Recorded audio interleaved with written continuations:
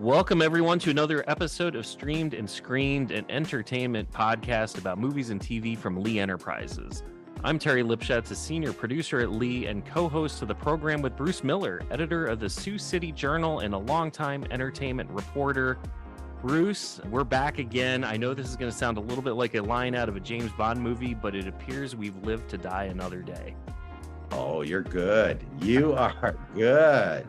That's a good one. So will I get this all the time now? Will I get lines from movies? Are you practicing that really well? Again, you know, this seems to be a weekly thing right now until the big wigs decide to pull us off the air. So we'll keep it going for as long as they let us. But it sounds like, you know, we had a good, I think we had a good first episode. It came out pretty well, and people got to know who you are, and hopefully they'll see where we sit in terms of what we like. Exactly. And speaking of things we like, I saw two films that I really on the fence. Really? This last week. Yeah. 80 for Brady. Come on.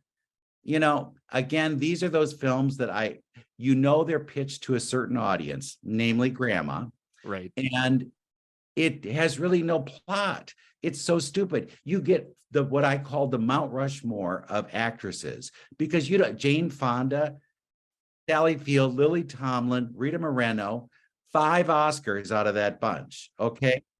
And you just throw them into odd situations and hope that they can find a plot. Well, there is none. It's 4 friends who go to the Super Bowl and then realize their tickets are bogus, and they've got to figure out how can we get in because we love Tom Brady. And that's it. That's the premise. That's the plot. It's so stupid, but Tom Brady does show up in the film and they get a chance to meet him. Of course, oh my God, we met Tom Brady. But you think, in the grand scheme of things, I think they're a little higher on the totem pole of celebrity than Tom Brady is. I know that Tom is a god for a lot of people, but if you were saying, I'm going to give you Jane Fonda or Tom Brady, who would you like to talk to? Right. I'd take Jane Fonda. Sure. Now, I'm a huge football fan. Are you one of those Brady haters? Yes, I'm from out east, so I'm a New York Giants fan, and I do like to point out the fact that Eli Manning is 2-0 against Tom Brady in Super Bowls. But if you told me that those 5 actors are in a movie, would you go see it without telling me what movie it is? I'm all over that. I'm thinking, well, that sounds great. Lily Tomlin, Jane Fonda, I love that. Right. But you tell me it's a Tom Brady movie, and it's kind of a cheesy one. I'm with you. I can tell you right now that there's probably a 0% chance I will ever see that movie. Well, it'll make money. And probably for those who don't want to watch the Super Bowl, it's an alternative.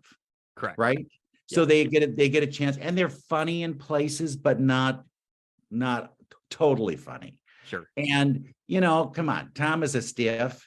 He sits there, he talks with them, and you think, all right, if 4 old ladies came to the Super Bowl, they lost their tickets, wouldn't the media be all over this? Wouldn't they say, here are 4 women whose life goal was to go to the Super Bowl and see Tom Brady. They were wearing shirts that say 80 for Brady. Come on, you got to give them a ticket. The media comes into this nowhere at all. And so the idea of playing that kind of card doesn't exist. They go gambling one night, they eat hot wings at another time. It's just, and then there's this really sad element where Jane Fonda is trying to be a real sex pot, and she's written like fan fiction about Gronk. And so her hot one is, I've got to meet Gronk. And then they have her kind of read from her books at the Super Bowl. This is something I really want to go to. I really want to sit and watch a reading about my Gronk fan fiction. Wow. And have her, she finally does. I'm spoiler alerting, so just know, she does get to meet Gronk. And then you think, this is kind of, I don't know, kind of unsavory. You got a woman in her 80s going after a football player. I mean, it happens, but it just seemed real weird. And then it ends. There's always that kind of angle that, I learned from these old ladies and they helped me win the Super Bowl. That's kind of the moral of the story. Okay. Well, yeah, it's a hard pass for me.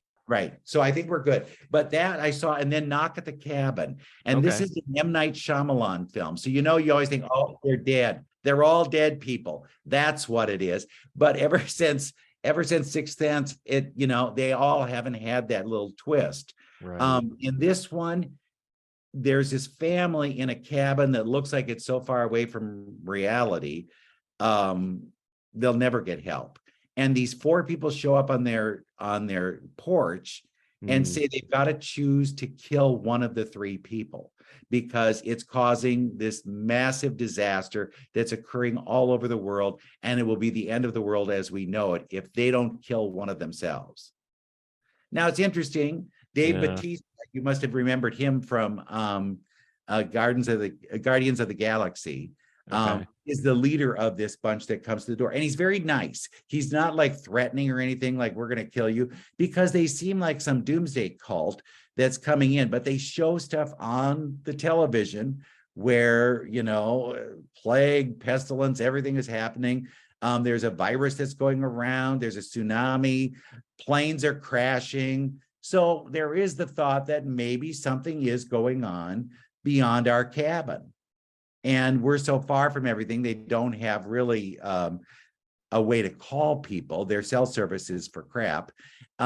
So they have to decide, do we have to kill somebody to stop this? Or do we try to kill these people because they're crazy? That's interesting. I haven't seen an M. Night movie in a really long time. I'm trying to think, because he's done some things. There were a bunch of people that aged very quickly on the beach, and I can't think of the name of that one. But he's had a number of them. Signs is another one. There's a lot that he's had in his career, but they all weren't like Sixth Sense. That was kind of the thing that gave him a profile, and I'm sure has kept him in business this long. Right. Because people say, oh, there's going to be a twist. There's going to be a twist. And there always isn't. The only thing you can count on is that he appears in every movie somewhere. And he isn't. Yeah. The one for me that sticks out in my head, it was one of his earlier ones. It was the one that took place was it called The Village? It was the one that took place in the village where you think it's in the 1800s. Right. But I remember watching that movie, and like a minute into the movie, they show a scene and there's a broom on the porch or a rake or something. And I'm like, that rake looks way too modern to be 1800s. And I kind of figured out the plot about 2 minutes into it. And I'm just kind of waiting and like, okay, it's really modern times, isn't it? It finally built up to that point. And it wasn't a great movie for me. I mean, I've always enjoyed going to see his movies, but as you said, they're kind of the same after a while, and I haven't seen anything new from him really. I think though, this is that time of year when those kind of films get an audience, because there isn't really they're not pulling out the big next year Oscar nominees because they're still trying to get rid of the ones from the last year. And people are then going, we've got to go see these films because maybe they'll win. Maybe they'll be the best picture of the year. And so then they throw in a lot of horror films, and they'll throw a lot of those kind of dopey comedies. There may be an action film. Liam Neeson is made for this time of year. Usually he's like saving some kid from some evil bunch of people, and no, I will kill you, that kind of stuff. And you think, okay, it's Liam time. But so this isn't really your quality period of time for new films. And I think that's why we see these ones. But this is better than most of M. Night Shyamalan stuff. Okay. But it isn't the greatest. Okay. Well, I think I might, maybe I'll just wait on that one to stream. That might be a Redbox. That's a streamer. Well, moving off of films then, back to TV. We talked a little bit last week about Night Court, and the news this week. Lacretta. Yeah. Yes. So you have an interview with Lacretta, which we'll get to shortly. But the news, I just saw this a day or so ago. Night Court renewed already for season 2. Yeah. They were so shocked. They thought they were reading the wrong the results on the ratings. The ratings were through the roof. It was like unbelievable. So there is an audience for people to want to see some of those old concepts, but it wasn't like you brought the whole cast back and you said, we're redoing it. This isn't Fuller House. Right. This is a change, a shift of sorts. And since Harry Anderson is dead, it really was like, well, how are we going to do that? Just bring in another goofy guy and have him do stuff. They brought in his daughter, played by Melissa Rauch, and she's the producer of the show. So this was a concept she thought could work, and it seems it is. Yeah, I like her. I enjoyed her on Big Bang Theory, and she fits that role that Harry, it feels like a Harry Anderson type of character on the show. I went through and watched the first few episodes over the last couple days, and to me, it feels like Night Court. It's not trying too hard to be old Night Court. It's setting its own thing, but it feels like an extension of Night Court, and it to me at least it works. I enjoyed the original show, and I'm at least for now I'm going to stick with it. Well, and if you were a fan of the original, some of the people who made appearances in that original one come back. Wendy Malick, if you saw the episode with her, she plays this woman who's kind of got a relationship with John Larroquette. If you haven't seen that one yet, there will be people like that kind of making their way through the series. So I'm okay with it. I'm okay with it. Yeah, and I like the concept too, because you couldn't. It would be kind of ridiculous to bring the whole cast back from the original, because Bull, he's like 80 years old in real life. You can't be an 80-year-old bailiff in a courtroom. So it kind of made sense. John Larroquette, multiple Emmy Awards with the original. He was kind of the star of the show. I know it's an ensemble cast, but it always kind of focused around Dan Fielding. And the way they brought him back, where he's retired, he's no longer a prosecutor, he's serving, warrants and serving people, and he just kind of comes into this role where he's going to be the defense attorney, which is of course, everything against what he stood for in the original series, and it kind of works. And I feel like it's a good role for him. I think audiences will remember him as a character, but it kind of moves the plot forward. Now, do you remember he won 4 Emmy Awards for that part, and then said, I'm not putting my name in submission for another one because it isn't fair. And so I was able to talk to him after this reboot, and he said, well, no, I'm not going to do that this time. So he could get a nomination for Best Supporting Actor if he really wants it. I don't know. But that is interesting, that concept of deciding if you're going to be nominated. And others have played that same role. There was a TV show on Hulu this last year called Reboot. And I don't know if you got to see that, but it was done by the people behind Modern Family. And they decided they would do a series about what if we bring back the whole cast of a series that was successful in the 70s or 80s. And so they bring them back, and you see that these people are still screwed up. I thought it was very funny. It had Johnny Knoxville in it. Okay. Keegan-Michael Key. Am I getting that right? Yeah. Keegan-Michael Key. Right. And Judy Greer. I mean, a lot of fun people were in it. And what's really clever about that series is that there was a kid in the show, but he's no longer a kid.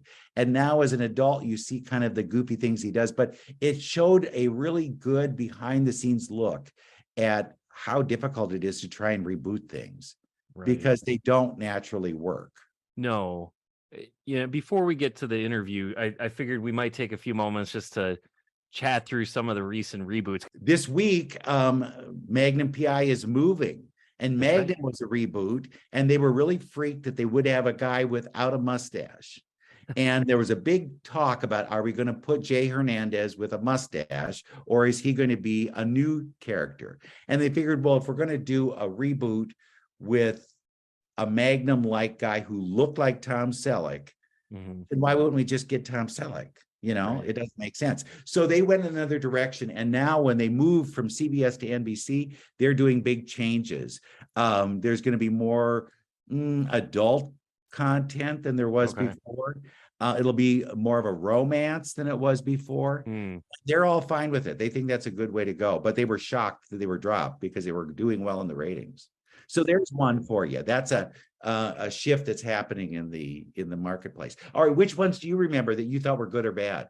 Well, so I was a huge fan in the 90s of X-Files, and I watched that pretty much from start to finish, even when they went through some cast changes and David Duchovny left and Gillian Anderson left. I stuck with it more or less to the end, and I always liked that show. And I thought that when they rebooted it, I watched both seasons. It sort of worked for a while, but it kind of fell flat, and it got a bit cheesy for me because it was just a continuation of like, here's cigarette smoking man, he's back again, and it just kind of, there were a couple of episodes which had its moment, but that show, you had your one-off monster of the week episodes, but you also had your mythology with the big story arc of the UFOs, and it just felt like it got really bogged down again when they brought this one back. Sometimes it's a money grab. That's all it is. They Yeah. want to be able to get the money that they maybe didn't get before. And so let's just say, okay, if you pay me enough, I'll be there. Yeah. Cobra Kai, I love on Netflix. I mean, it started as YouTube. Now that's obviously a reboot from a movie franchise, but it's a lot of callbacks to the 80s. All the characters have come back. All the major characters have come back one way or the other. And you were ready for it because you did want to know what happened to them. What actually did play out with all of that. Right. And people who were bad turned out not to be bad, and people who were good turned out to be bad. So right. And it's just kind of funny. I mean, and there's a lot of cheesiness to it, a lot of 80s nostalgia. I mean, it's not, this isn't a deep thinking show, and it's a lot of karate and fighting, but it's just kind of a fun way. And they did say that this next season is going to be the final season. That it does feel like the show is kind of like getting a little bit long in the tooth.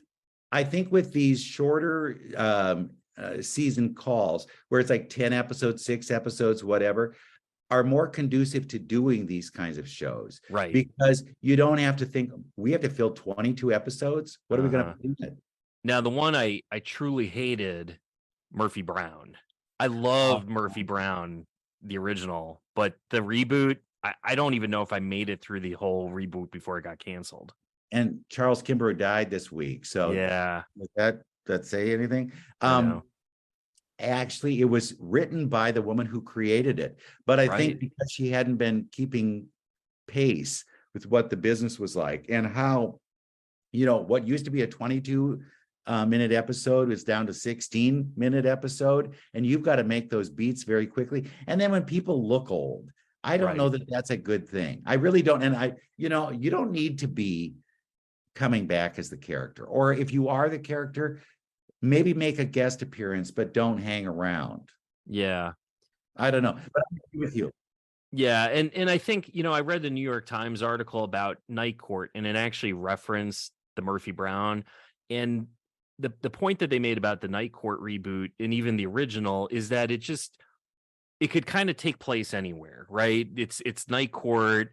You're going to have the disorderlies coming through. You're going to have the public urinations coming through. You're going to have the sex workers coming through. That doesn't change. But the Murphy Brown concept, it's so timely, and it was kind of getting sucked into the politics of the moment. And, for me, at least, I kind of want to escape some of that when I'm watching TV. I don't need to see, Fox News or CNN constantly. You remember they were having a big squabble with Dan Quayle back in the day, original.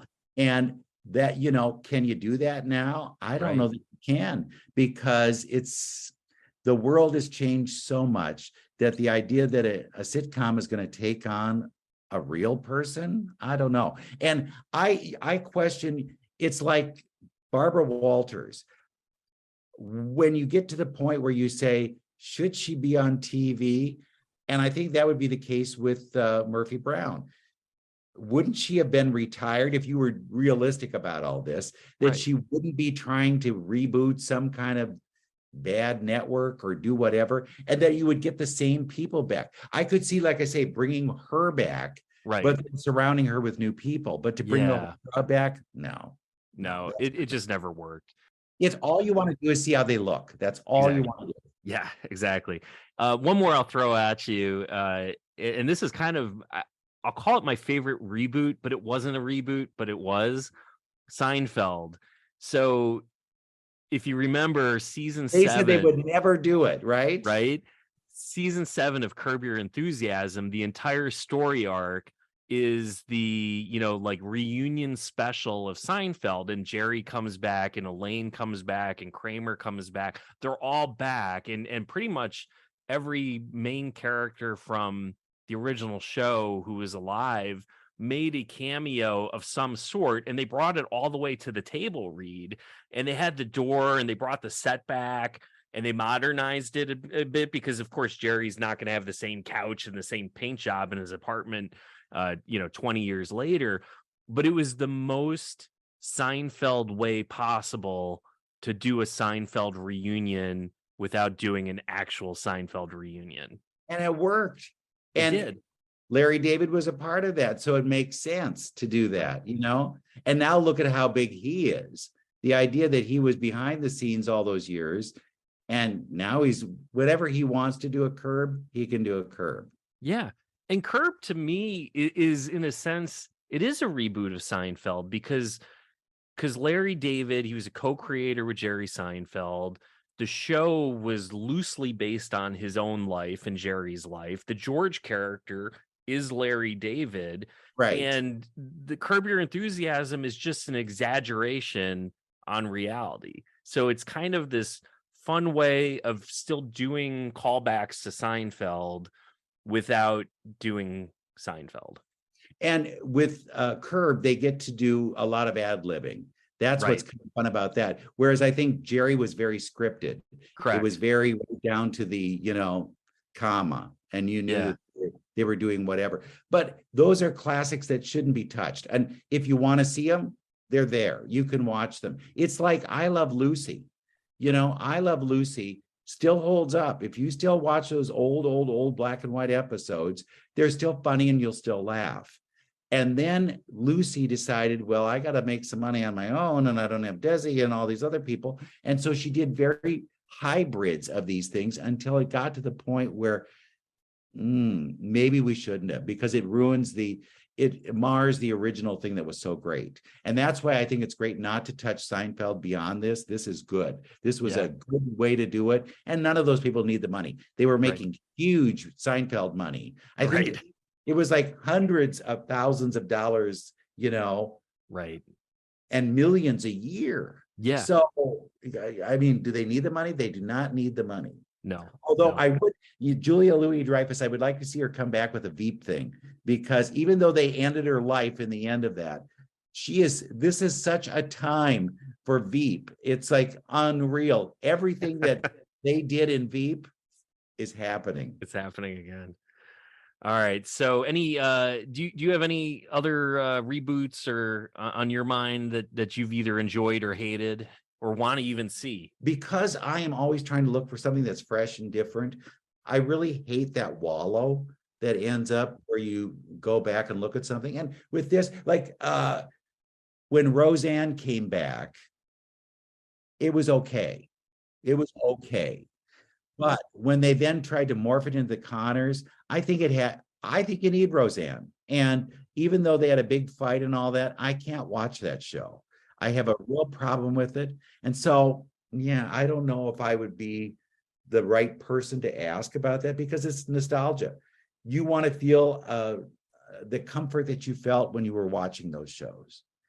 And I don't like when they pull in somebody else to recreate somebody. Like, for example, they did Three's Company and they picked 3 kids today. That show was so sexist and ageist and every-ist you can think of. It couldn't work. But when you watch it in its time period, you go, well, that was the 70s, so I guess it's okay. But it is weird to see that stuff. And it's a money thing. It's a pure money thing. Do you remember when they had a writer's strike and they couldn't use writers? So what they did was they took old scripts and redid the old scripts. Now, come on, really? This is what we're doing? But that was their way of trying to call their bluff and still have content. I don't know that they could do that today because too many shows. They call it peak TV. We have way too many shows. It's like close to 600 new shows a year. Wow, that's incredible. That's a lot. The only show that I did kind of think like it's sort of along a night court where you could bring it back because it's sort of timeless and it doesn't have to live in the moment of its time, but it might be fun as just a one-off in this kind of post-COVID world we live in, is what happened to the bar at Cheers. Like, did it survive COVID? Is Sam still owning it? Did it get taken over by some like corporate overlords and now it's an Applebee's? They could go back and visit that. That would be fun. I don't know if they'll try that with Frasier because, Frasier is being rebooted. Exactly. And they are setting it there. And there could be an opportunity for him to go back to the bar. So they are going to move it to Boston then? Yes. They're not going to be in Seattle. That I knew, but I hadn't seen where they might relocate it. So, yeah. So who knows if they don't knock on the door of Cheers? That might be fun. All right. Well, let's kick over to your interview with Lacretta. So do you want to set that up? Yeah. Well, Lacretta she plays the bailiff on the show. And, they've had a long line of those. Selma Diamond, Marsha Warfield, Richard Mall. And it's a good go-to character. I found her the funniest of all the people on that new reboot. Mm-hmm. I really did. And I didn't know who she was. I thought she could have been in a number of different shows because, there's always the sassy Black woman. That's usually what they write in. Now, this will be played by a sassy Black woman. And when I saw Lacretta do it, I didn't think she was playing on those, okay, now I got to do this and I got to roll my eyes at this point. I thought she was giving us something really fresh and original. And when I had the opportunity to pick somebody from Night Court, I said, oh, it's got to be Lacretta. I want to know about her. Who is she? What has she been doing? And how did she get to Night Court? And we had the best time together. I thought she was lots of fun. And you'll find out that she's a Broadway actress who has had an experience there. I mean, she starred in the Broadway musical Disaster and was in the National Touring Company of the Book of Mormon. She's done a lot of stuff, but she realized that Broadway was a little confining. And isn't that interesting? And so she wanted to try something different. And her friend said, you got to go for it. And I said, well, what'd your family say? She says, sometimes your friends are your better family. And they're the ones who let you know, go for it, try it. So now she says, well, and you'll hear what she has to say about going back to Broadway. It's fascinating, but she's a lot of fun. You would love her. She is not blonde like she's on the show. She now has her regular color hair, but she said, who knows what can happen? I could change my color back the next week. There we are. You steal the show. You absolutely steal the show. And what is the secret to that? What is the trick? I don't try to. Is that it? I think so. I grew up doing children's theater, and children can be very unforgiving when you're trying too hard. So, I just release and have fun with my scene partner and trust the script and trust myself, and I guess it's working out okay. Well, and you're new to this world. Fairly new. I've done a couple of projects, but as far as entire season, yeah, very new to that. What did that teach you? What did you learn from going into this whole thing? Well, the beautiful thing about it is, prior to this, I did a single cam dramedy, and I was saying to myself, this is very out of your element because everyone's so quiet, and you drop a punchline and there's nothing. And you're just like, whoa, I think that was terrible. And then you watch the playback and you kind of gauge of what you need to add a little more energy into or take energy away. But with this, we were in front of a live studio audience. So even from rehearsal days and pre-tapes, the crew and the cast that wasn't on got to laugh. So you could, and that was more of where I came from the stage. So was that the trick? Is that you have an audience and that I can play to that audience and they'll respond to me? Correct. And it wasn't as nuanced as it was doing single cam. And then also, we weren't running the scene into the ground because we did 3 or 4 takes and we got it because we've got 4 cameras going at the same time. So we didn't get micromanaged. How familiar were you with Night Court? Were you a fan in the day, or were you like, I was definitely a fan.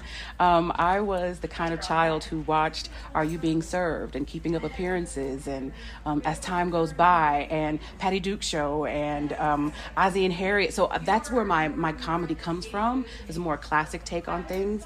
But then I love vaudeville. I love restoration comedy. So I love the pratfalls and the door slams. And so I think that really lend to Gurgs being so quirky and weird. and stepping in that kind of the history Yeah. of all those other ones. Did you see anything in what they did that you said, oh, I can bring this to this? Yeah, she's very weird, but yet very grounded, and has her no nonsense moment. So for me, she's such a blend of our last two bailiffs that we had, because in the first and second seasons, unfortunately, we lost those two fine actresses. So to have not necessarily be the child of Roz and of Bull, but to be an echo Sure. back to both of them. Sure. How difficult is it doing, though, a sitcom? Is that, because, when you're doing a stage show, it's one show.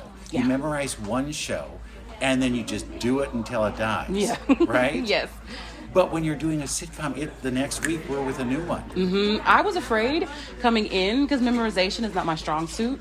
And thankfully, we've got like 30, 40 pages that we need to memorize. So it wasn't as daunting as I had put in front of myself. But then also we've got the time to play. We've got room to play. And our writers learn us so skillfully that as the season went on and we were shooting more and more and we got to the 10th or the 11th episode, then it was more natural. So memorizing it wasn't so bad because this is the way that we talk. Yeah. Yeah.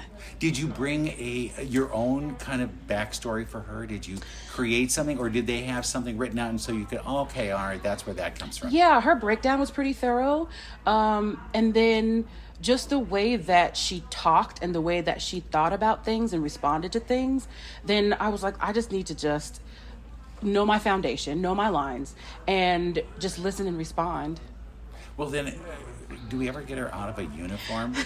Yes. I know that it might be easier, just I'm wearing the same thing every week, I Right, know what I'm going. right. But I kept thinking, is there a home life that we see? Do we find out anything more about what she's up to? Yeah, we're definitely going to see her out of uniform, and that's going to be great. And your hair is different. My hair's a little bit different, but hair changes. Will that change, though, during the whole course of things, or we'll not? See. Not in this first season. It will be the iconic blonde, and then, women change their hair all the time. So Was we'll that see. your choice? This was mine for me, just on my off time, so I could give my hair a break. And hair is delicate, and So especially they wanted blonde?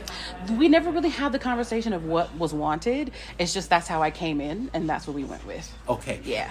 Working with John, who kind of Yeah. has this history here with and speaking of John, Oh. this history with the show. Yeah. Do you ask him questions about the old show, or do you say, no? I give him his space, as far as like whatever he offers up, and he offers up so much that that's enough. Like I could just sit and listen to his stories for hours and hours and hours. And as I was doing research for my costuming and jewelry options and things, I would show him pictures that I found of Marsha Warfield, and he would be like, and he would just tell me a story about this episode and this episode, and I was like, oh, I love the episode where she taught you how to ballroom dance. And he was like, oh yeah, and then that would spiral out into a story. Oh, so great. we got to spend a lot of time together, and I love how approachable he is.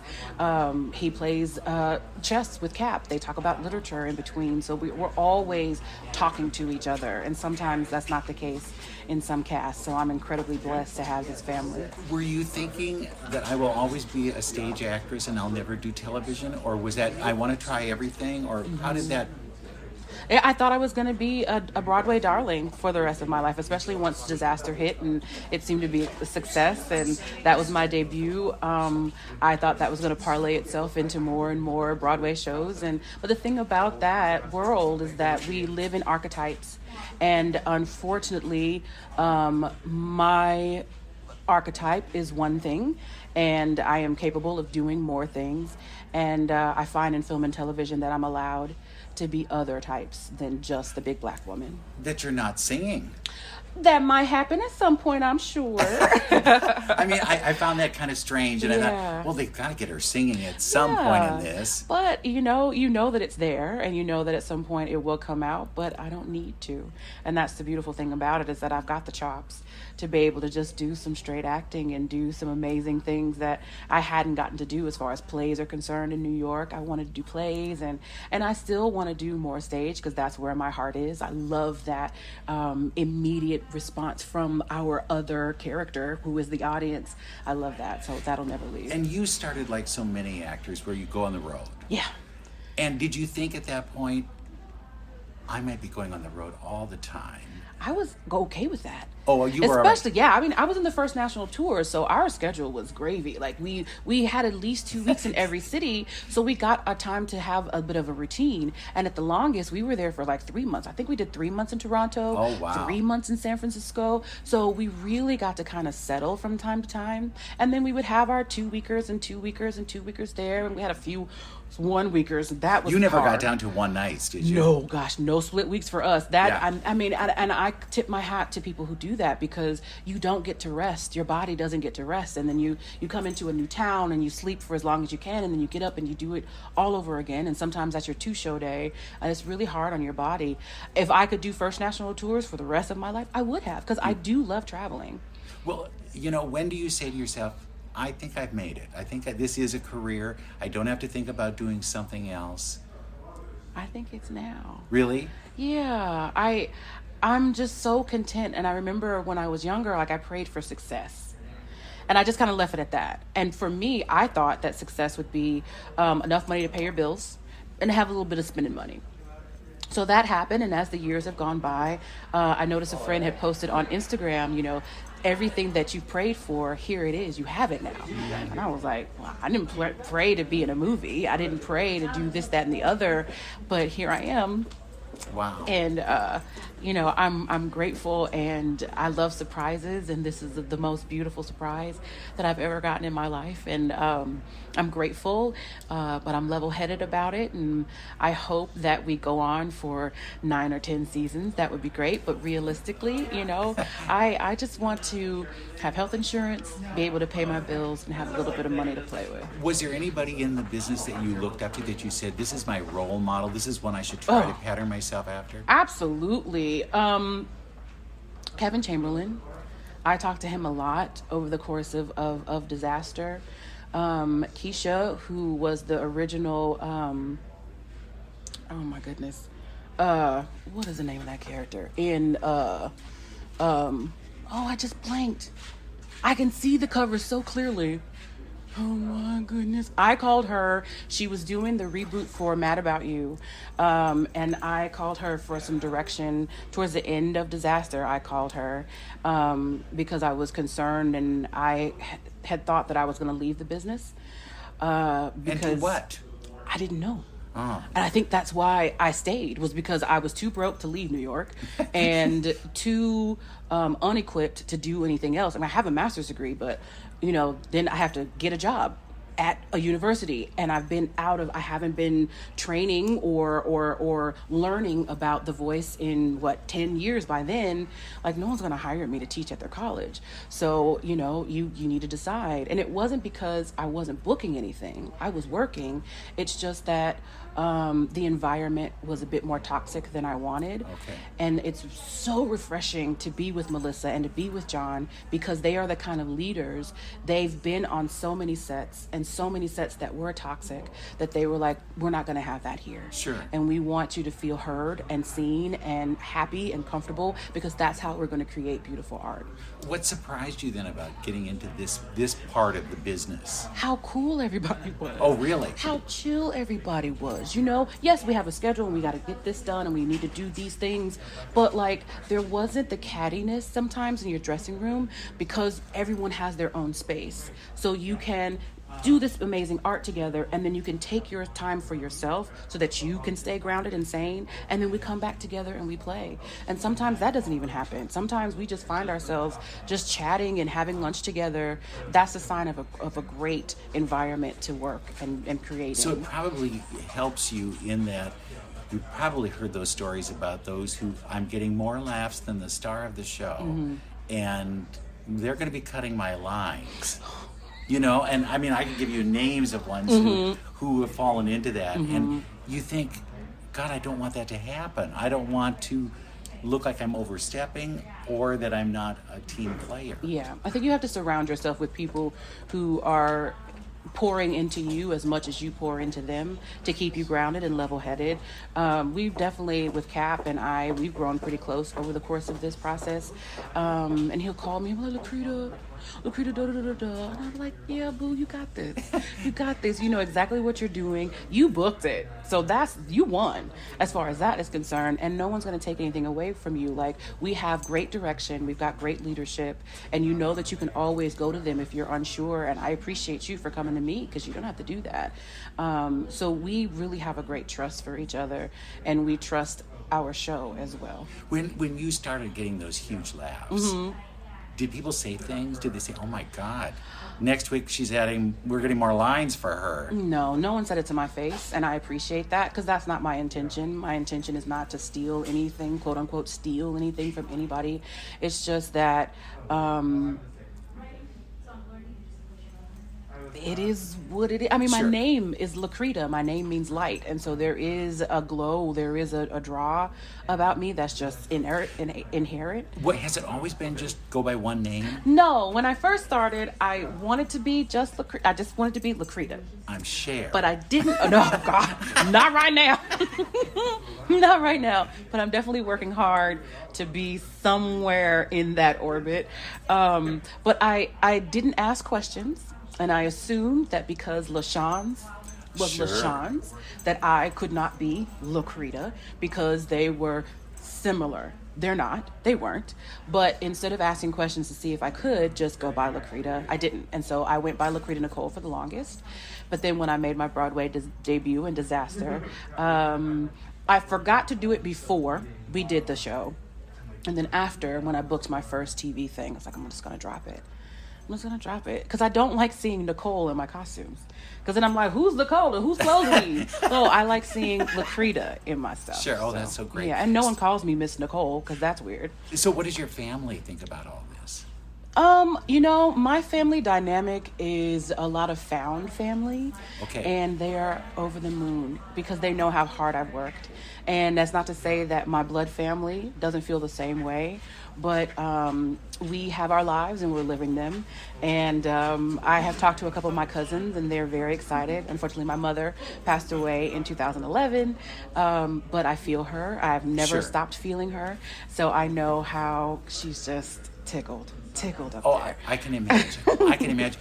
Then when you look at, you know, if you thought, gee, I'm going to have to go teach at some point, now the sky is opening for you. Correct. What would it be? I'd be the star of a show? Would it be I would be in films? I would be starring on Broadway? You know, and that's such a screw job. Right. When you get to Broadway and then they say, well, we really want somebody with a bigger name. Right. And so they go get somebody from TV and you think, wait a minute, what is know. this? Well, and I joke to myself, and now people are going to know this because I'm going to say it out loud, is that they that's a missed opportunity. They should have got me while I was cheap.